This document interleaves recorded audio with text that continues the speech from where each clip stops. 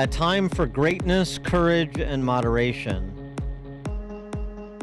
That is the title of remarks offered by Daniel Mahoney in his acceptance speech, part of his acceptance speech, for Conservative Book of the Year.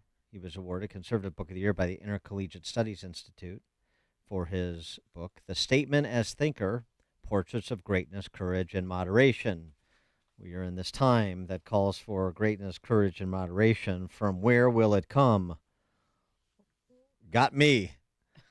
Daniel Mahoney is professor of politics at Assumption College and author of the aforesaid book, The Statement as Thinker, Portraits of Greatness, Courage, and Moderation. Professor Mahoney, thanks for joining us. Appreciate it. Congratulations on your award.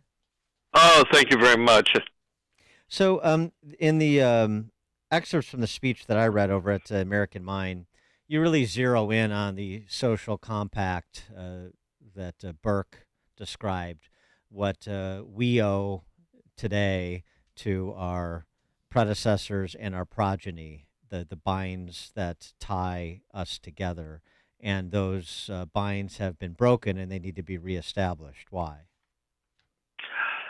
Well, I think every decent, civilized human order, and that's America for an awful long time, is cognizant of the fact that we owe everything to an inheritance that's been passed on to us. And I think today, especially in woke culture, in secondary and higher education, what dominates is a spirit, and in elite culture more broadly, what dominates is a spirit of repudiation and negation. So instead of, yes, being self-critical, but in an affirming way that recognizes that even our capacity to be critical is based on principles of justice and freedom that have been passed to us by our forebears. But when we institutionalize a spirit of ingratitude, when we teach young people to loathe their country or loathe themselves, and that we give an utterly one-sided account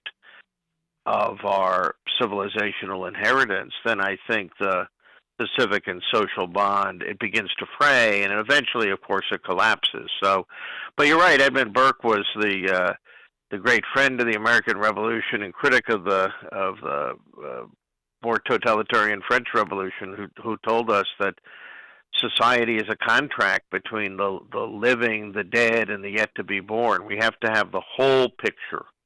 And again, we need a politics that is rooted in some sense in gratitude for our country, gratitude that's been passed on to us. So I think that spirit is really under challenge, and unless we do something to encourage just a broader atmosphere of appreciation, a sense of our debts, then it's very hard to hold the country together and to pass on civilized values to the next generation. Well, let me play devil's advocate for a moment here. The neo-Jacobin who is able to compose themselves and speak at room temperature for 5 seconds, which is rare in and of itself. But if there was such a person that existed, they might say, Professor, well, wait a second. I believe in America. I believe in America, what she can be. I believe in the America that's outlined in our foundational documents, and what we're doing is in advance of that more perfect union. And so one of the things that we need to do is make redress of past wrongs. And until we restore a sense of justice for past wrongs, we can't have justice prospectively. And this is why we need to make amends to blacks who still suffer from the legacies of slavery, and other minority groups who were treated poorly under American law or within American culture, even to this day, including marginalized minorities of the day, like the LGBT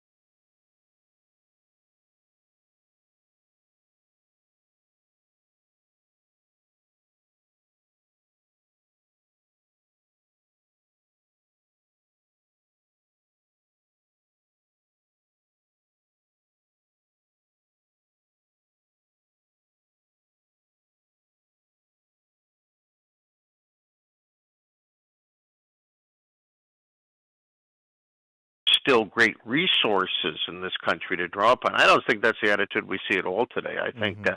it's not just an appeal for redress.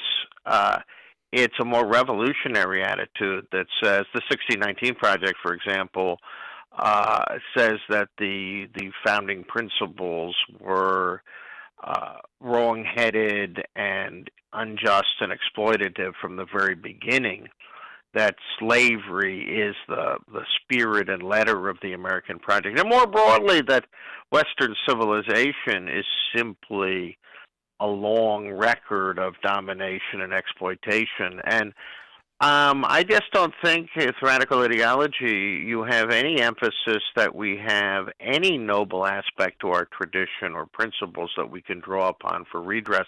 The other thing I would say is this kind of ideology makes so-called minority groups or the marginalized permanent victims. So all evil comes from certain groups of people just for whom they are, like white males, and then everyone else is a permanent victim, hapless, with no ability to act, in the moral area or the civic realm.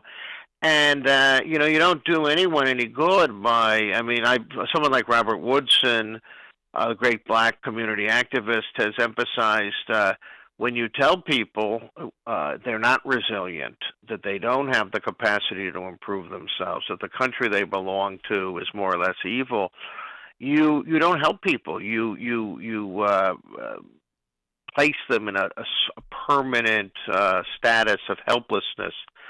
So yeah, I mean, the spirit I'm laying out, the spirit I call for in my speech on A Time for Greatness, Courage and Moderation, is not only about a spirit of gratitude, but it's also about the need for reform, to live up to our principles and all of that. But we can only do that if we acknowledge what's legitimate and good and just and noble in our own tradition. So now I would say, yeah. Do you think that the victimhood that we have right now in this culture is ever going to go away? Because now people are being upset and they feel victimized just by the wrong pronouns being used, by words. Oh yeah, no. I think this is nihilism. This is an attitude that encourages permanent resentment and victimization. And by the way, I don't think there's such a thing as the LGBTQ plus community. I mean, I know many homosexuals who are conservative-minded, who don't believe in transgenderism, who don't believe you can invent your own pronouns, and that there's no connections between our bodies and our souls and all of this. So this is an artificial ideological community. It's not to say that we haven't made tremendous progress in this country in acknowledging greater freedom for Americans who happen to be homosexuals, but to push this into a gender ideology that, is encouraging genital mutilation or second graders to come up with their own pronouns, that denies, any natural grounding for the very real distinction between men and women, by the way, was basis of civilization, procreation, and citizenship. I think that's a horse of a different color. You've entered a realm of extremism that is just not compatible with good sense and civic moderation. So I think we just need a little courage in making distinctions, and any movement that has to add a new consonant every year or two, is somehow it's collecting victims rather than trying to find a path forward. And Solidarity and marginality, right? That's exactly right. And Yeah. again, when you tell people they're permanently marginal, that they're permanently victims, that they have no genuine free will and freedom to act, you encourage division, hopelessness, and despair. And you also encourage, ironically, the lack of restraint. Shelby Steele, perhaps, has written most persuasively on this, in my estimation, this culture of deference. So we have no capacity to say anything is right or wrong. We have designated you in this way, victim, And so whatever you do, you do. There are no norms to which we expect you to abide, the same norms that we do abide ourselves, sort of bringing in Charles Murray a little bit. We don't preach what we practice when it comes to particular communities, because we just defer, and that lack of restraint further atomizes those communities, specifically when Shelby Steele's writing about it, Black Americans. Well, I agree with you that Shelby Steele, who is an African American, is simply the most intelligent and discerning and eloquent writer on race in America, and how white guilt has been a major force for holding the black community down. And I think that absolutely, when people need to have a sense that whites need to overcome this sense that somehow they alone are responsible for the fate of minority Americans, and in an odd way, by a kind of paternalism rooted with guilt, instead of helping, it continues this sense that minorities are simply, any progress they make or don't make is simply at the behest of the majority population. I think that it's a kind of debilitating guilt that confirms the status of victimization and exploitation of minority. I think the spirit of Frederick Douglass, of pride and resilience, is the right spirit to encourage and celebrate. I heard a speech, I think it was way back in 1989, so this is not so recent. Houston Baker, who was a black professor, president of the Modern Language Association, gave a talk called "Why Johnny and Janetta Cannot Read," and he was celebrating illiteracy in minority communities as a form of rebellion against hegemonic culture. As if, coming back to your main point, that as if